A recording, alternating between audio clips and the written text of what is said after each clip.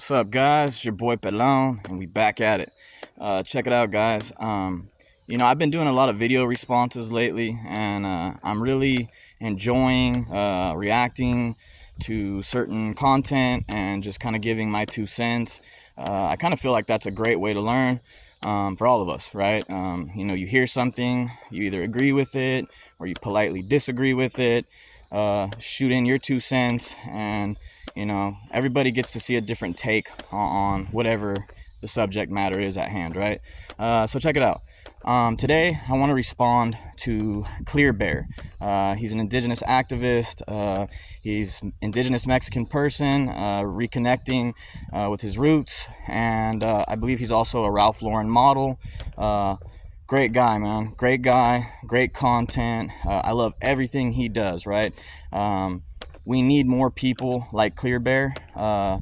Not to brag on myself, but we need more people like me. We need more people hungry, right? Hungry for the knowledge. And when I say hungry, I really mean, that they're hungry, right? Like thirsty.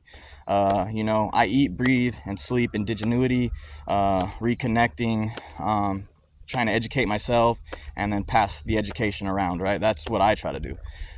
So we need more Clearbears. We need more people like me. We need more people like Acero Cultura. We need more people, preaching the gospel, if you will, right? So check it out, Clearbear. Love the guy, love everything he does. We need more people like him, like I said. But with that said, there's also room to politely disagree with someone on a matter. Shoot out your opinion and see what they have to say to it, right? So I hope he comes across this video, because I would like to speak to him about his views on Mexica, what he calls Mexica centrism. I've heard it on several of his interviews.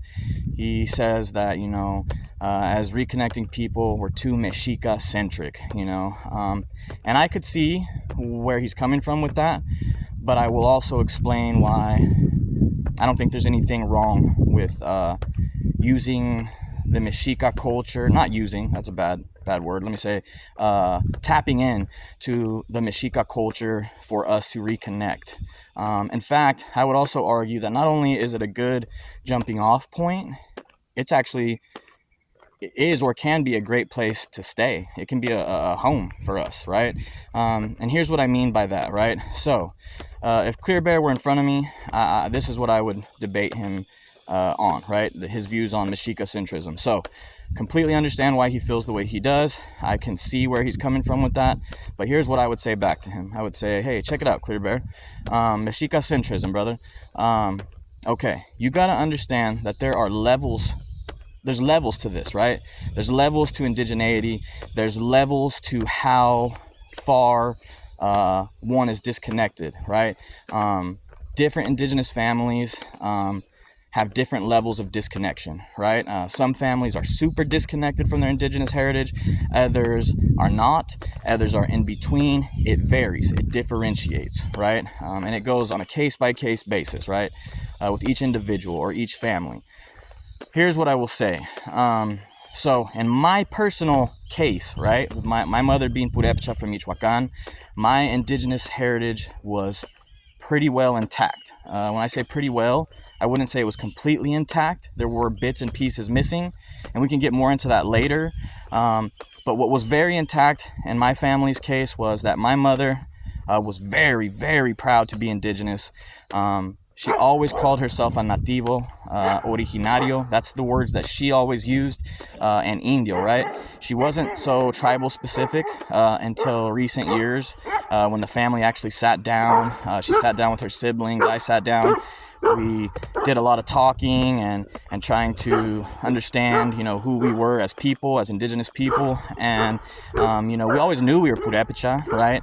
A lot of times my family would use the word Tarascan, right? And then we all sat down and thought, well, that's something that the Spaniards call us. We better just go by what we've always called ourselves, and that's Purepecha, right?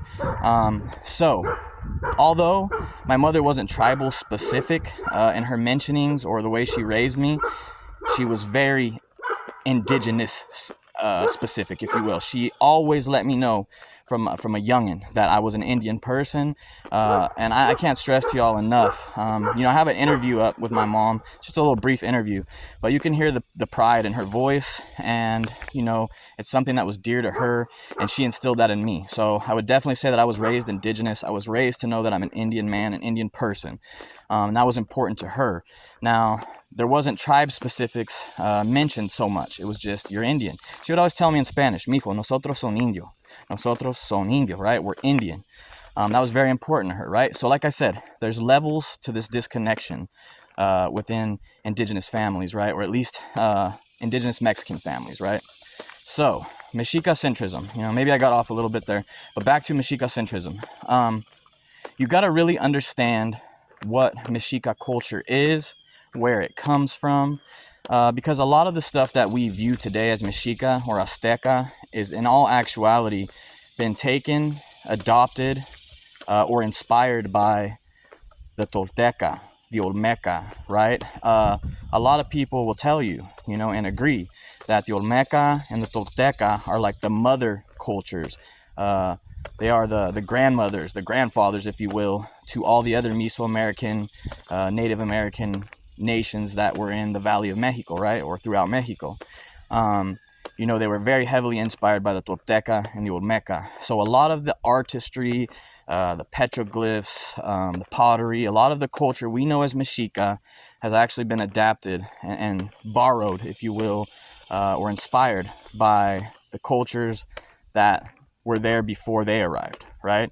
The Mayans also borrowed heavily from the Tolteca and the Olmeca, right? These are facts. You know, I can't stress enough how you guys should go out on your own and look into this, do your own research, right? You know, and correct me if I'm wrong, right? You know, who am I, right? I feel like I know exactly what I'm talking about. I put a lot of hard work into my studies, but go ahead, challenge me, right? Do what you got to do, but find the truth. You know, I want you to find the truth. But what I will say is that Mexica centrism is a great place for us to start, and it can even be a great place for some to stay. And what I mean by that is this. Since I just explained that a lot of what we know as Mexica culture, Azteca culture, is in all actuality Tolteca culture, it's Olmeca culture, and all of the indigenous Mexican nations, you know, whether they're intact or not intact, they have borrowed and been inspired by the Tolteca and the Olmeca, right? So you're going to find a lot of similarities, right? You're going to find a ton of them. So I think you also got to take into consideration, you know, that as indigenous Mexican people, you know, especially Chicanos, I will say, or even Mexican nationals that didn't grow up with their indigeneity, we have gone through a genocide, and we have gone through a relabeling, right? Our true identity has pretty much been hidden from us, and we have been relabeled as Hispanics, Latinos, right? Latinx, right? All these terms that I don't assimilate to, that I don't subscribe to, that I don't agree with, right? But being that we are unique, you know, because as indigenous Mexican people, as Chicanos, as Mexicanos, whatever you want to call us, we are unique. Our indigeneity is unique. So we have to have a place to start, right? And I think Mexica culture is a great place to start because it taps into all the cultures, all the indigenous cultures that were there before, like the Olmeca and the Tolteca, right? So it encompasses who we are, right? And it can be a great place to stay. And this is why I will say that Mexica culture, for those of us that are reconnecting, is a great place to stay. I will tell you why. It's, in my opinion, it's because a lot of the indigenous nations in Mexico, whether they're intact or not intact, whether their culture is intact or not intact, a lot of us, a good number of us, descend from the Chichimeca people. And the Aztecas, the Mexica themselves, descend from the Chichimeca people. So a lot of us, I won't say all of us, but a good majority of us, I will say, have Chichimeca roots, Nahuatl roots, right? Take my mother's family, for example. We're Purepecha from Michoacan, right? We don't speak Nahuatl, we speak the Purepecha language, which is a language isolate in Mexico, right? The only other languages, anything close to it, are Quechua, which is spoken in South America, and Zuni, which is spoken in New Mexico, in what's now the United States. Okay, so what I've been told, what I've been taught, what I've read, what I've heard, a little bit of all of those things is how I've come to the conclusion that as Purepecha people, we are unique. You know, all indigenous Mexican people are unique. Our position within the field of indigeneity is unique. Purepechas are even more complex, and here's why. How the Purepecha Empire came about is you had a tribe of pre-Inca Andean Indians that spoke a derivative of Quechua, right? And they left what is now Peru for whatever reason. We're not sure why. They left, they shot up north, entered the river Balsas, and came into what is now the state of Michoacan. Michoacan, by the way, is a Nahuatl word. It means like the place of abundant fish or something to that effect, right? That's like a rough translation.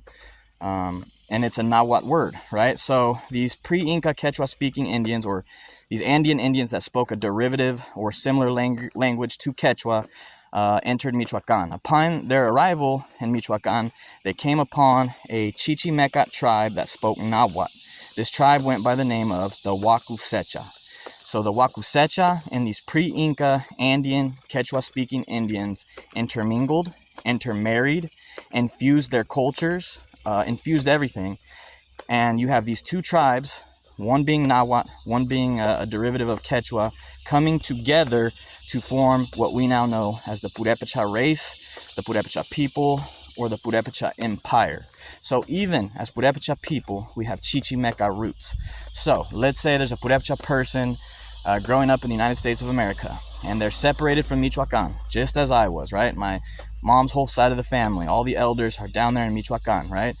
So being that we're separated from our indigenous people, our indigenous community, and we're growing up in what's now the United States of America, there's a void there, right? So Mexica culture was a great place for me to start. And to this day, I will interchangeably identify as several things, right? I will say I'm Purepecha, because that's what I am. That's my nation name. That's what my mother is.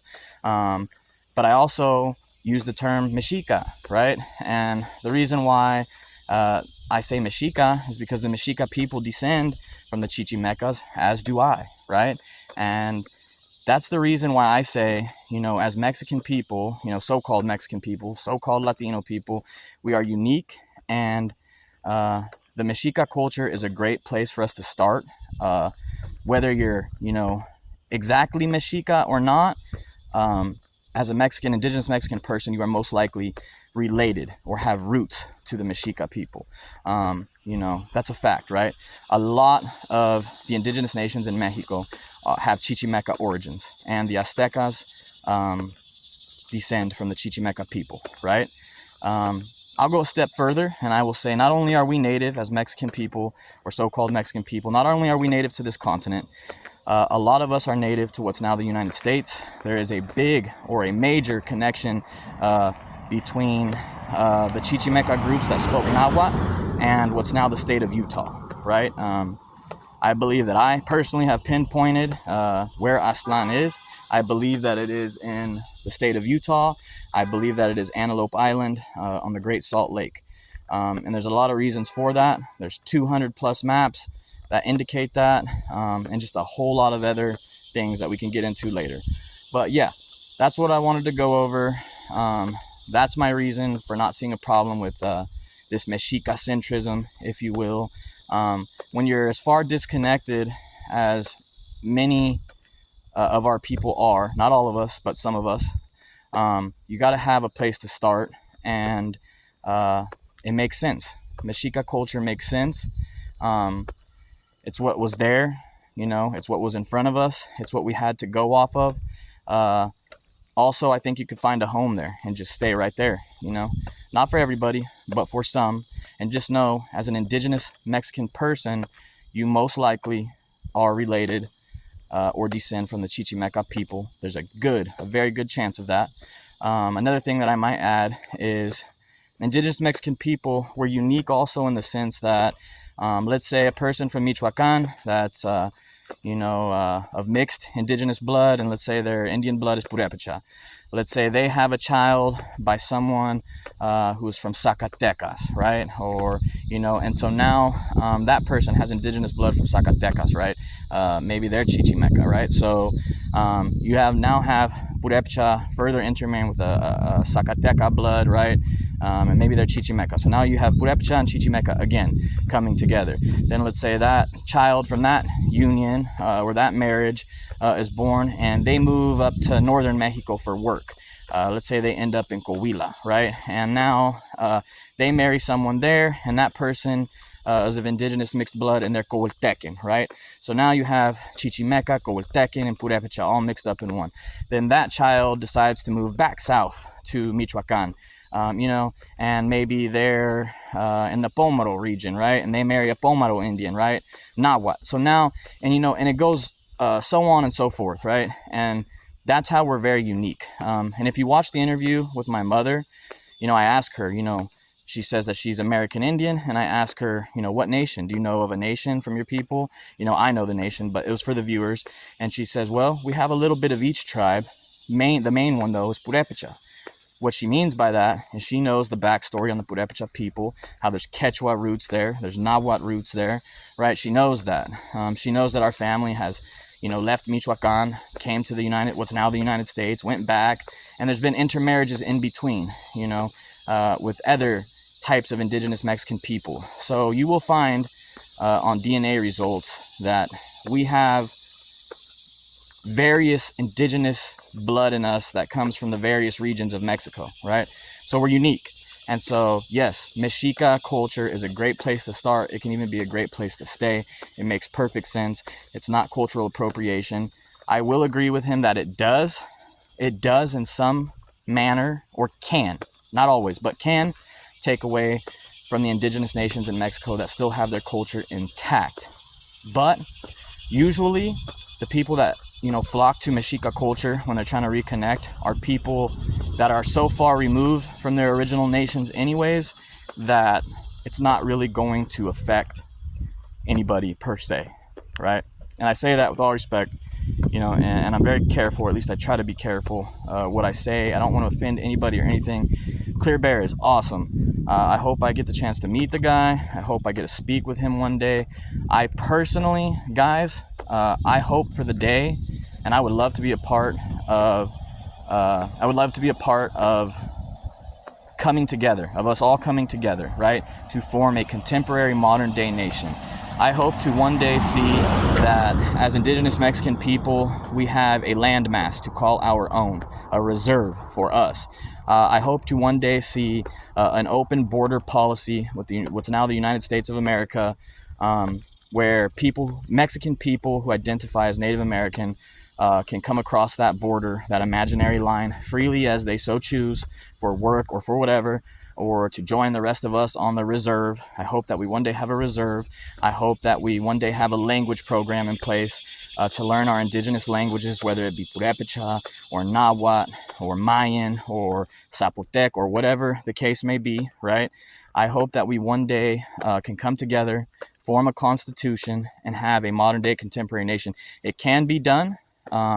Not necessarily saying we have to have federal recognition. That would be great one day, hopefully.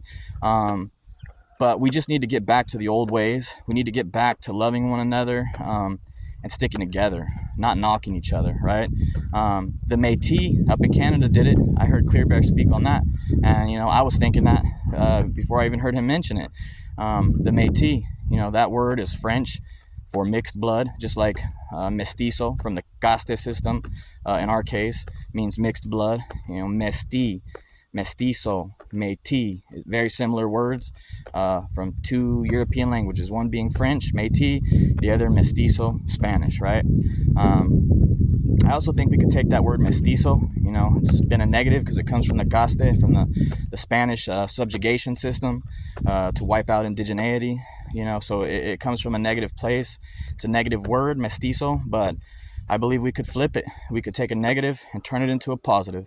A lot of our Africano brothers and sisters, they have taken the N-word, right, which comes from a very dark place, has a dark history. It's a horrible word.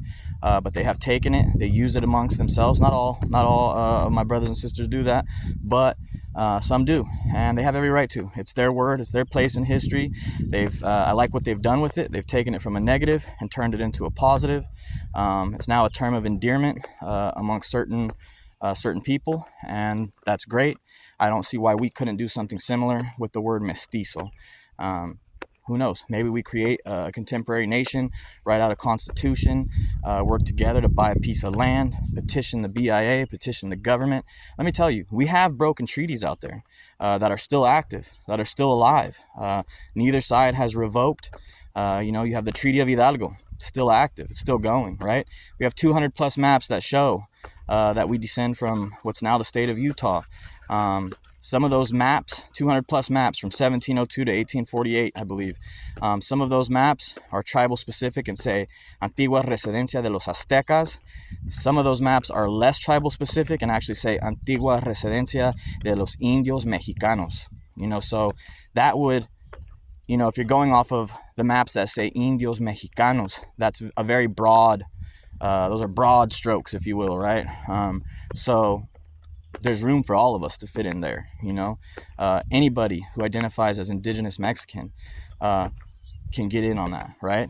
And it'll take, what it's going to take is someone like myself, someone like Clear Bear, maybe a couple other people who really live this, who really are about this, to come together to the table, create a mesa system, sit down and be real serious about it, and we can make it happen.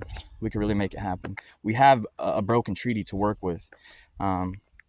We have proof. Over and out. Shout out to Clear Bear.